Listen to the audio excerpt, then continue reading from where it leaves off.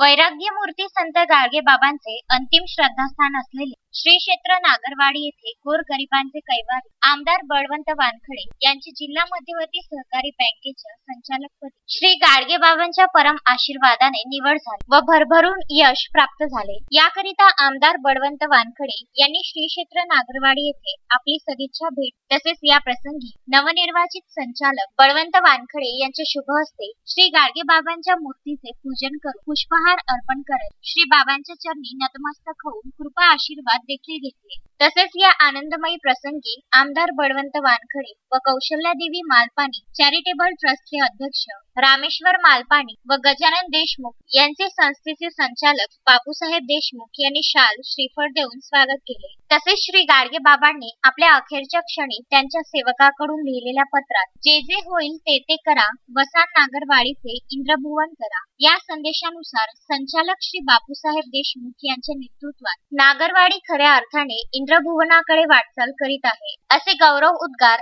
आमदार बळवंत वानखडे यांनी व्यक्त केले। त्याचबरोबर शालेय परिसराची पाहणी करीत असताना आश्रमशाळेतील गोरगरीब आदिवासींचे मुले बुद्धिबळासारख्या खेळात विशेष पारंगत व्हावे याकरिता अकोला येथील उदार दयाळू सुखदेव शेठ भुतळा यांनी सर्व भौतिक सोयी सुविधायुक्त असे प्रशस्त स्वरूपाचे बुद्धिबळ सभागृह बांधून तसेच सभागृहालगतच असणारे अशोकाचे झाडे न तोडता बुद्धिबळ सभागृहाची आकर्षक अशी नाविन्यपूर्ण वास्तुरचना करणारे अभियंता मनीष भुतळा यांचे आमदार बळवंत वानखडे यांनी विशेषतः कौतुक केले। तसेच श्री गाडगे बाबांच्या संदेशानुसार श्री गाडगे महाराज संस्था नागरवाडी अनेक सेवाभावी उपक्रमासोबतच शैक्षणिक व सामाजिक कार्यक्रम राबवित आहे। त्याचबरोबर श्री गाडगे बाबांचे अंतिम श्रद्धास्थान व शासन सन्मानित तीर्थक्षेत्र पर्यटन क्षेत्राला दूरवरून भाविक भक्त भेट देण्याकरिता येतात व नागरवाडी इंद्रभुवनातील निसर्गरम्य अशा आनंदमय वातावरणाचा खऱ्या अर्थाने आनंद देखील घेतात।